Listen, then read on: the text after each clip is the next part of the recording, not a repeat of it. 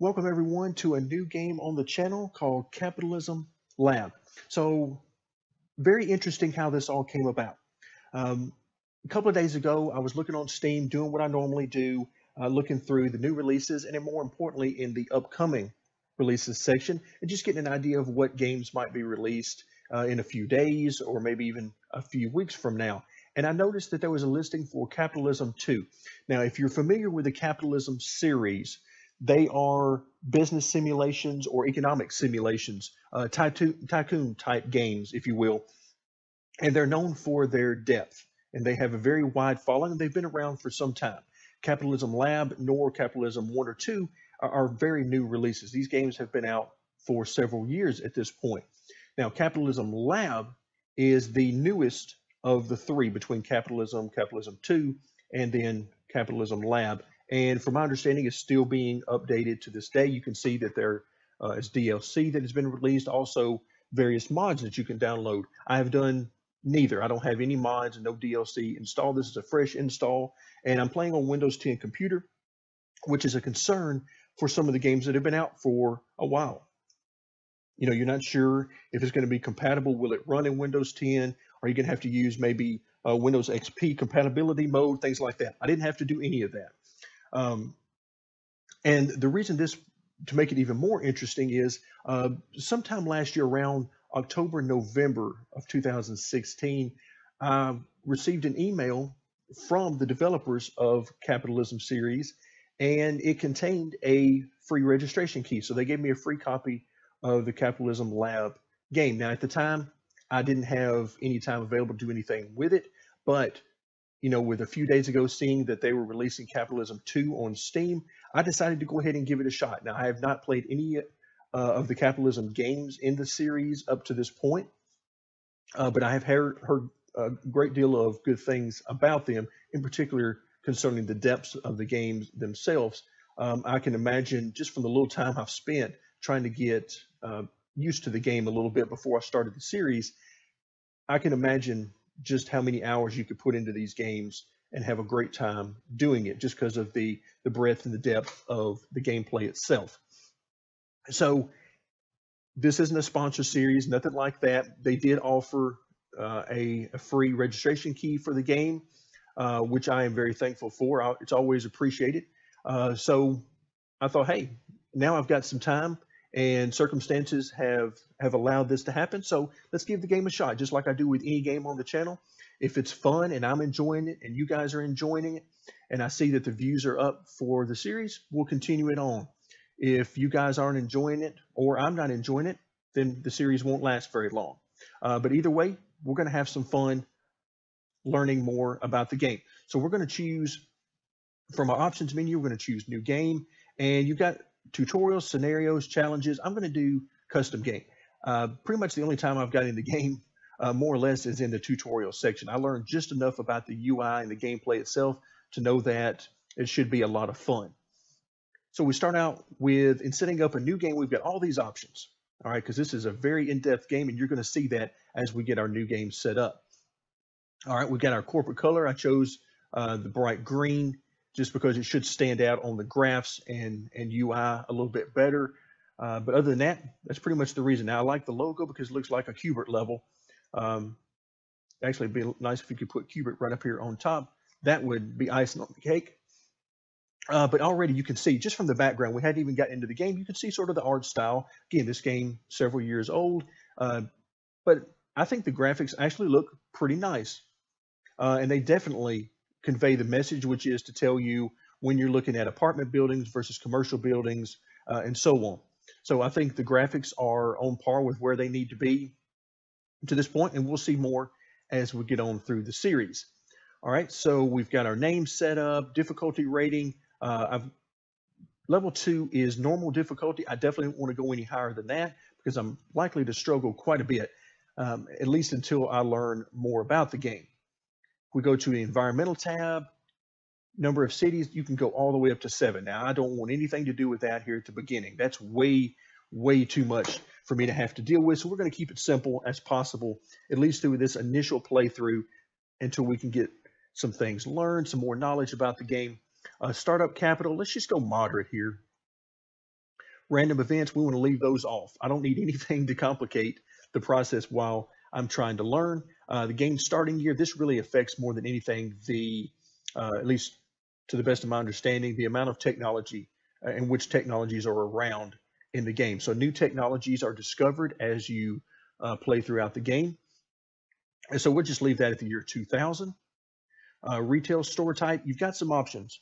As I've seen in other Tycoon games like a game I played several months ago, Industry Manager Future Technologies, a great set of videos and playthroughs on the channel for that game. Really enjoyed it. One of the things you can do with retail stores is you can either have your big box stores where it's, one size fits all, one store can sell everything, or you can go specialty stores. In this case, we're going to use just one store that can sell every type of product, just to keep things simple on this first playthrough. Technology disruption, again, just like the random events, we're going to leave that off. We don't want anything complicating the economy while we're learning. The stock market can get very in-depth. Not only can you use the stock market here to invest in other companies, indeed your competitors, you can also attempt to gain a controlling interest in the company, or even take over the company and merge it in with your own. So we're going to leave that on. I'm not sure how much we'll get into that for sure, but we're going to leave that on. The economic realism, we're going to leave it on low for right now. Again, try to keep things simple. Now, number of competitors, wow, all the way up to 40. We're going to go down to 4 here. We only have one city.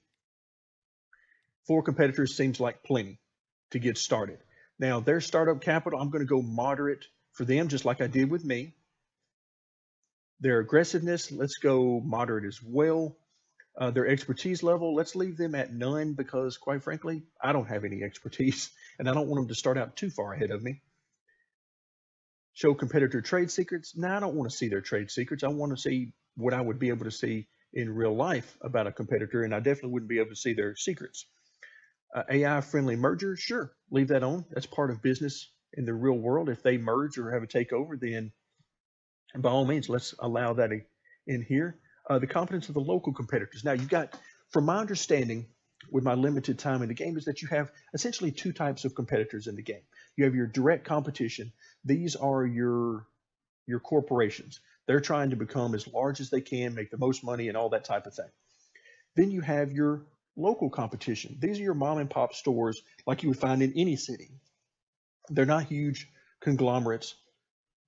So you have those 2 types of competition. So it's not going to be quite as simple. Now, the competence there, I'm going to leave it at moderate, because they're local small businesses, so they're going to know a little bit more about the landscape than outside, big corporations. So I'm going to leave that at moderate. Let's go to products. We do have the ability to disable certain categories of products, such as apparel, cars, that kind of thing. I'm going to leave all that alone, although I can see some very interesting gameplay if you set it up to where you could only compete maybe in 1 or 2 of these categories. But we're going to leave that alone for now and leave all the products available. How many seaports do we want to have, both for consumer goods and industrial goods? We're going to have this at 3, which I'm not sure if that's good or bad. It seems, it's closer to the max than it is the minimum. So we'll see how that goes. Constant supply, yes, we don't want to cause any issues to complicate things while we're trying to learn. And then import quality. Now this, I want the imports. One of the things that you learn about economics is that anytime you import things that are very high quality, it makes it hard for your local businesses to compete, because you have these very high quality goods coming in from abroad. So you have to have some other measures to try to ensure competition, such as tariffs and that kind of thing. But we're just going to put this sort of in the middle, because the goal for me is, in order to have sustainability over the long term, you want to be able to manufacture your own goods locally. That way, that can be a focus. That way you can't just get by with importing high quality goods. So for the game purposes, we definitely want to leave that on either low or moderate for now. Although if you wanted more of a challenge, I could definitely see moving that up to high. All right, then what are the goals for the game? What are the end game conditions? In this case, I really don't want any. I would love to have just, a simple open-ended game that lets me play until I simply go out of business or decide to start a new playthrough. Um, and that's essentially what the defaults are here. You've got values 1, and most of these are 0 except for number of years. This, you're going to see, this is going to be the only condition. We're just going to play for 30 years, and we'll see what happens.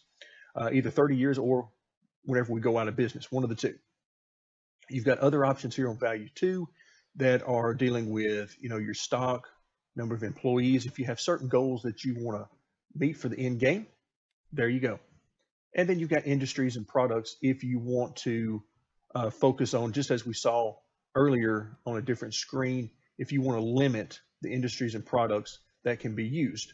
Or, maybe you want to talk about dominating a certain industry or a certain group of industries in order to win the game. But for our purposes, we're just going to play. We're going to play, have fun, and hopefully learn together. All right, with that being said, I come back over to the difficulty level, and if you remember, we had this on a 2. And now we're on level 116. And I'm not sure why, but I have learned not to change that because I did this once before and was playing around with some things, trying to learn and change this back, and everything went haywire. So I'm going to leave that alone where it is. I don't really see that I made it very difficult. Everything you can see is basically moderate. So that seems like quite a challenge. Hopefully it won't be near as bad as it looked though. So let's go ahead and get started. Now, the first thing we're going to notice here is, I'm going to pause the game. You have several different speeds of how time passes in the game. 0 on the number pad will pause the game. That's what I've just done now. You can see at the bottom of the screen, we're paused on January 6th, 2000. So at the very beginning of the year 2000.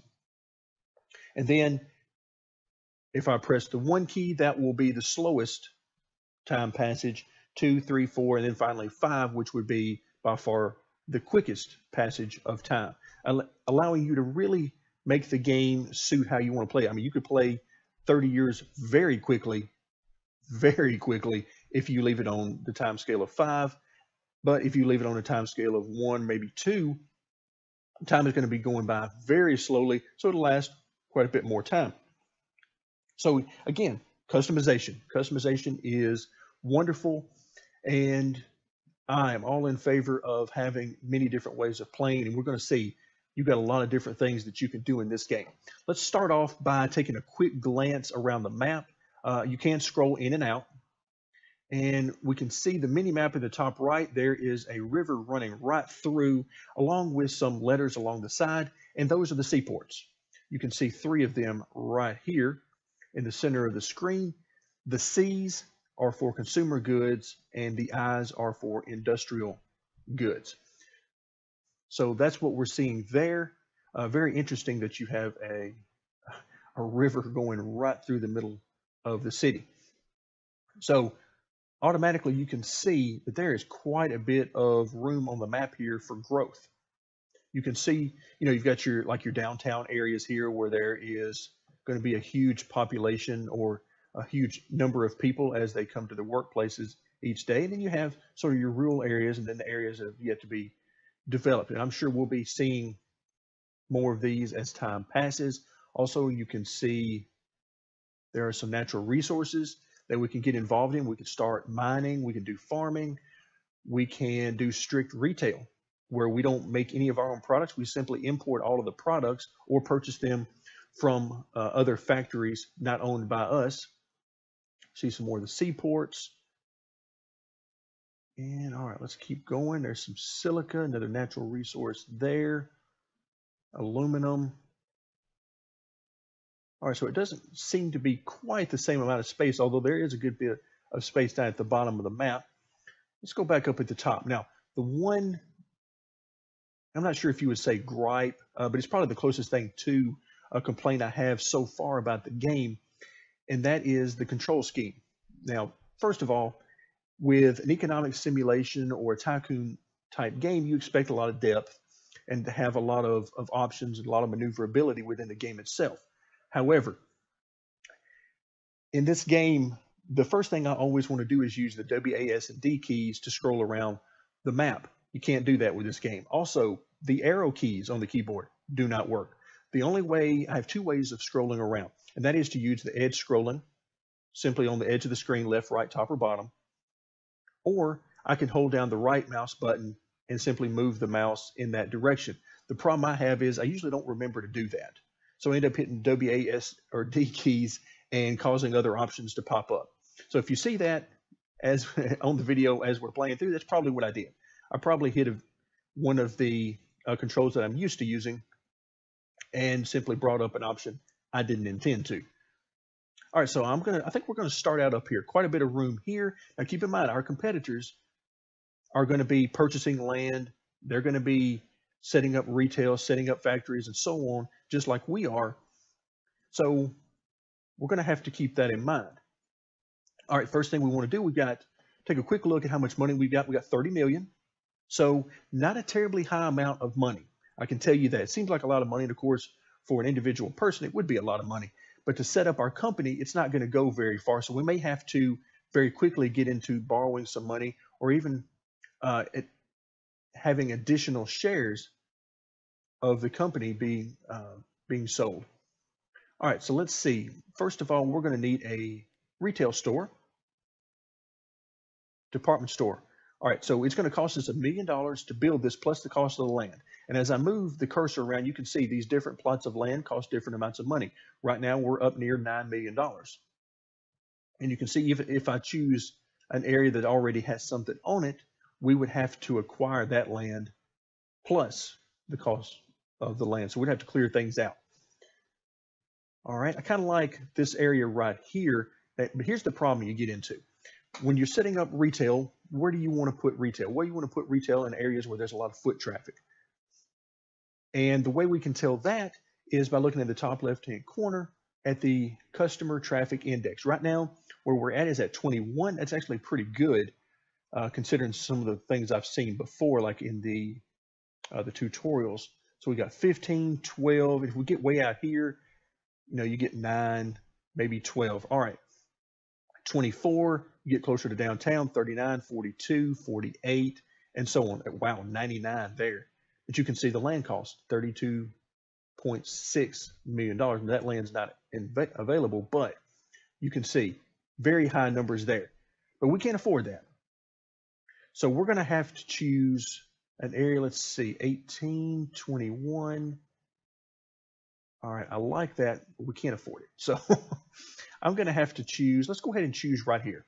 It's 9.6 million. Yeah, we'll just have to go here. So right there. And a couple things we want to do. Remember, we're still on pause, so we haven't started the gameplay yet. So I can't really set up any products if I'm going to also make those products, because we're not ready for that yet. All right, one thing I always know I want to do is training. Now, how well do you want to train your staff? Well-trained staff will be more efficient and will be able to accomplish more. So better salespeople will be able to complete more sales, that type of thing. All right, so I always want to make sure I keep my training at the maximum. Yes, that does cost money, but it's one of the ways I've decided that I want to play this playthrough. All right, so now we need some products to sell. Well, we've got some options on where we're going to get products. If we come back into the department store, if we look at these suppliers, now we have options. All right, what do we want to sell? Well, you can search by your products. And let's say we want to sell beds. You see, there are no suppliers for beds. If we want to sell beds, we're going to have to make our own beds. What about blazers? Yep, we can get some of those imported from the seaports, and it gives us the cost, the quality, and so on. Nothing for bottled milk. Nothing for bread. You can see we're going to have to make some stuff if we want to get very far, because not a lot of this stuff is being made right now, either locally, but you can see some of the things that we can get from the seaports. Now, that's subject to change as time goes along. Who knows? We might even have an opportunity to buy some products from our competitors. Now, it's doubtful that we would want to go that route, but it's always doable. All right, see frozen chicken. Now, one thing I want to do, I want to start out simple. I don't want to get carried away with trying to go through complex supply chains and manufacturing chains at the very beginning. I want to keep this very, very simple. And one of the ways to do that is use a farm. On a farm, we can make frozen beef, frozen chicken, lamb, pork, and so on. So that's what I want to do. And already I've seen that frozen chicken can be purchased abroad, but we can't get the others. So that's what I want to do. All right, what we're going to do here is we're going to click on the build icon. And this time we want to build a farm. Now, what type of farm do we want? I want a large farm just because I want to have space for the future. Now, as far as where we want it to be, I don't need it to be terribly close. I mean, this isn't a huge distance. It doesn't appear to me. We'll see how the game goes, but it doesn't appear to be a huge distance to me. I'm going to try to keep it out here. You can see the closer we get to town here, the more the land cost goes up. So let's just go ahead and start out here. I've got no problem whatsoever with that. And so what do we want to do? Well, now we have to select a layout. You can see here we got a 3x3 grid, and these will be taken up. If we double click on these, advertising, we can grow crops, raise livestock, process livestock, then we got inventory and sales. Now we're going to need at least one of these two. We're going to either grow crops here or raise livestock. In our case, we're going to be raising livestock. Then you're going to need to process the livestock. Then you're going to need to sell it. Okay. Now, the other way we can accomplish this, if this seems either too tedious or maybe it seems too daunting, we can go here and say, okay, well, let's see, what do we want to do? What do we want to make here? I already know I want to make frozen beef. Okay, there's no frozen beef available right now in the city that I'm aware of. I didn't see any suppliers of it anyway. Our competitors may be planning on making it and selling it. But this is a layout that they've chosen. They said, okay, how about this layout that will give you some cattle, sheep, and pig that will give you 3 separate products? And to that I say, okay, that's not bad. I could go with this. However, in this case, I'm not. I just wanted you to see that this is how you can do things. And of course, you can choose any of these that you like. So I'm going to go in, I'm going to put livestock raising. All right, raise livestock. And what livestock do we want to raise? I want to raise cattle. Then I'm going to add in a livestock processing unit. Link these together. And then over here, what am I going to do? I'm going to have a sales unit. So what that essentially means is that I'm going to raise cattle. We're going to process the cattle. We're going to sell the meat that we end up processing. So that's what we've done. Now we've used a third of the room we have. Think of these sections as a group of workers. So you have a group of workers, and you can see they're visualized down here at the bottom. Okay, the red outfits mean that they are untrained.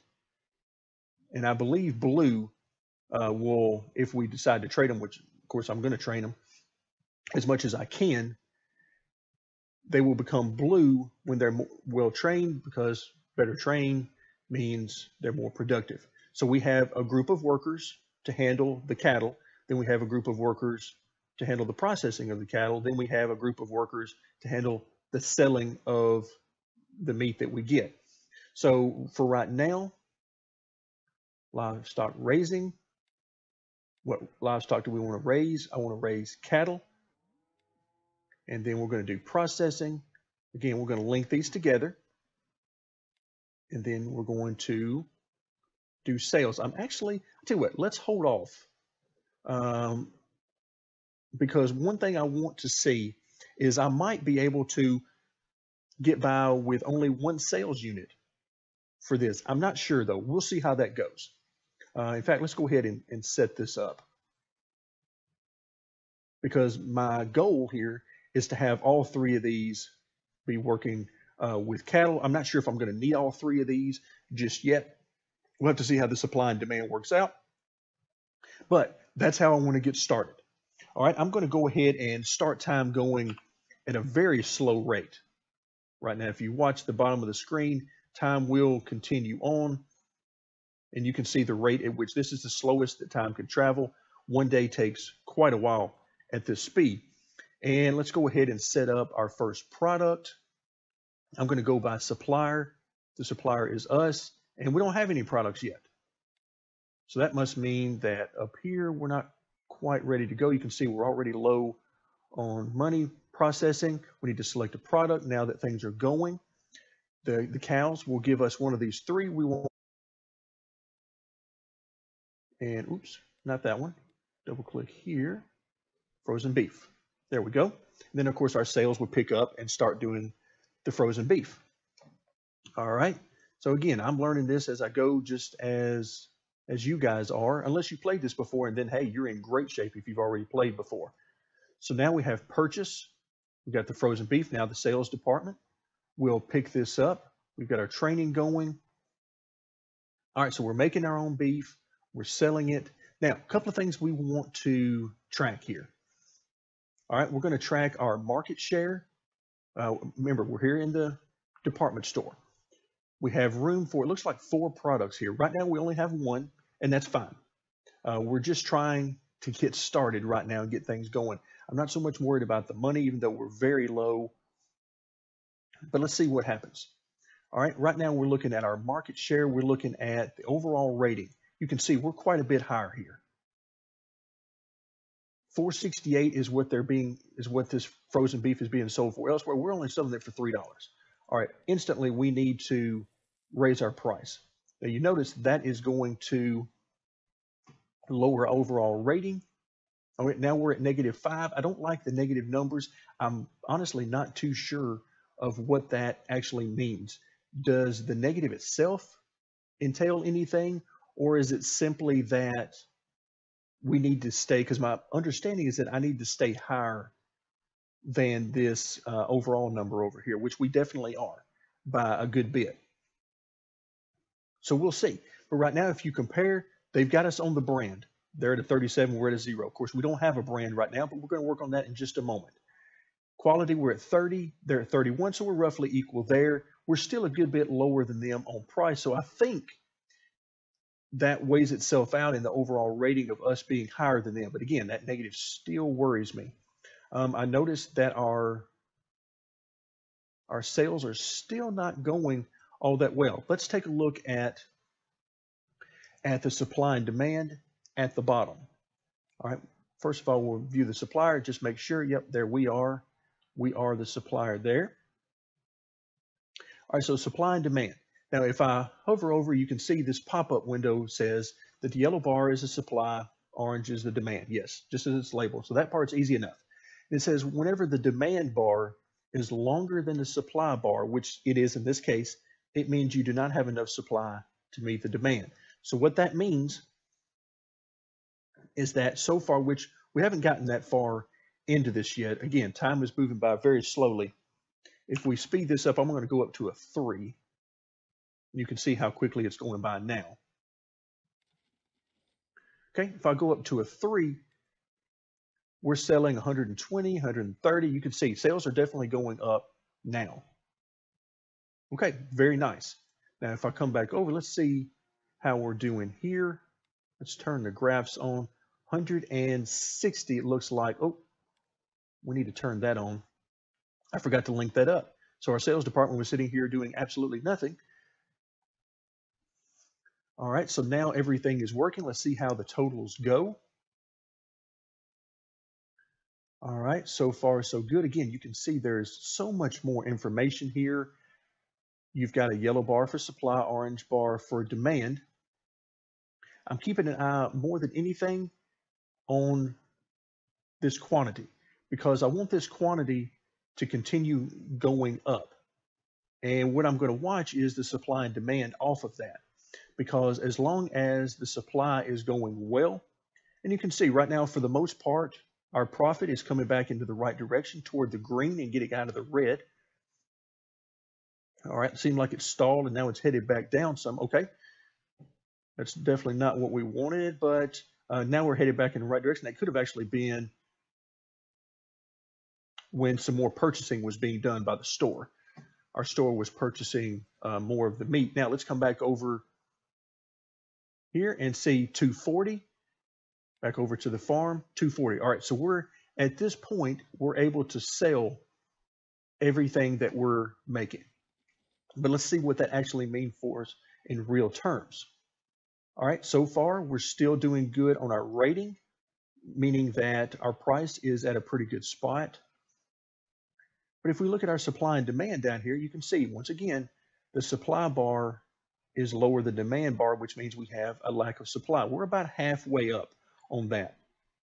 And we're at 250 on the supply here. So it looks like we've got room to do more. You can also see what piece of the pie we have. That looks to be what, maybe a third of the market, but I don't see any other competitors here. That's good for us. Okay, so let's come back in here, and it looks like, remember, our department store shows that we're roughly halfway on that. All right, so we want to increase. That means we have room for more supply. So I'm going to come in here, raise more cattle. All right, we want cattle there. And then we want livestock processing. Make sure we get those two going together. Frozen beef. And then finally a sales unit. Now, let's look at what we're getting for utilization. Remember, our training is all the way up, and you can see blue outfits coming in here. Very nice. All right, so utilization here is 100%, and we're only at a unit 1. Now, as soon as the blue gets all the way to the end, we'll move up to a level 2, and then we'll start all over again. Okay, for now, of course, we're just getting started, so we're just a level 1. Also, you can see we've now made it into the green. We're making a profit. Not much of a profit, but we're getting there. Okay, so now we are doing pretty good so far. What about the second unit? Still 100% utilization. And the third unit, you can see a lot of red on here because we just added this in. Utilization is 100%. What about on the processing? We're at 83% there, 100% here, and 96% there. So a little bit low there. I'm not sure why that is. Oh, never mind. They've made it up to a level 2. Okay, not bad at all. Now, what I envision doing here is that as this moves its way up through, they're going to be producing more.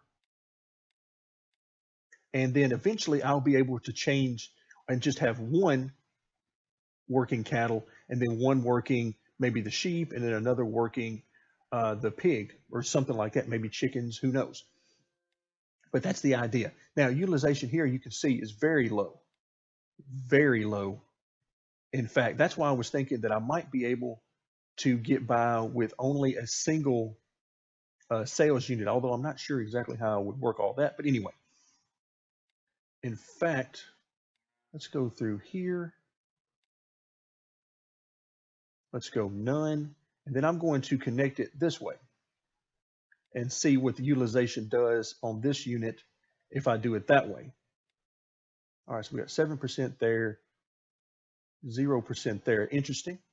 All right, so 320,000. We'll give that a few minutes to work itself out, and we'll see how that goes. Because I'm actually not sure we need any more than one for this, since we were using a single product. But again, we'll find out. All right, so looks like we got quite a bit of stock there. Okay, let's see if that goes down some. Nope, doesn't look like it. Okay, we'll have to keep an eye on that. So we're now at 350,000. Profit continues to climb. And here, 340,000. So we're still, I like this graph. We're continuing to do well, continuing to make money. Now, we need to get back to this brand. All right, I'm going to keep things simple here. There's different ways that you can do this, and definitely more lucrative ways that you can do this for sure. A couple of things I want to point out on here, but first and foremost, let's go ahead and get into the advertising before we start looking at anything else. And here we're going to go into, there's advertising, and then there's brand. And we have 3 options on how we want to build our brand. We have the corporate brand, which means that NEPIT Incorporated is what we are branding. All right, we're branding the company as a whole, and we want people to go to the stores and buy from us. We want them to buy Knee Pit brand products, whether it's frozen beef, cars, whatever. Okay, so we could use one overall branding. We could use range brands. This would be something like if you had a whole line of cars. You could have a whole line of cars and you call them Chevrolet cars. But then you might also have a line of household products by a completely different name. That would be that type of thing. So everything within a certain area, certain types of products would have their own brand. And then finally, you get unique brands, which basically means that every product is its own entity. It's its own brand and it's marketed that way. For us, I want to use corporate brand. Now, it tells us that everything will start over from zero. Well, we're still there. So in this case, it's not really that big a deal for us. If we were late game and we decided to change strategies, then it can get very expensive for us very quickly. But in this case, we're going to do corporate brand, and over a period of time, this should start to increase our branding from 0 to 1 and so on. So if we do our job well, then we stand to make quite a bit of money over time by increasing the exposure. Again, I'm using the simplest strategy, which is to focus on the company itself rather than individual brands and that type of thing. All right, so far, I think we're doing very well. $3.4 million roughly. We're now in 2001, so roughly a year and a half have passed in the game. And I think we're going to leave it here for now. A whole lot has happened. The biggest thing I wanted to do was introduce the game to you guys, for those of you who are not aware of it, and maybe some of you are aware of it but haven't played it before, haven't seen it. And I wanted to do a few things, just basically get our company going and get a few things to get our company started, get our first product on the shelves, and so on. So I think we'll leave it here. Thank you very much for joining me, and stay tuned for more Capitalism Lab.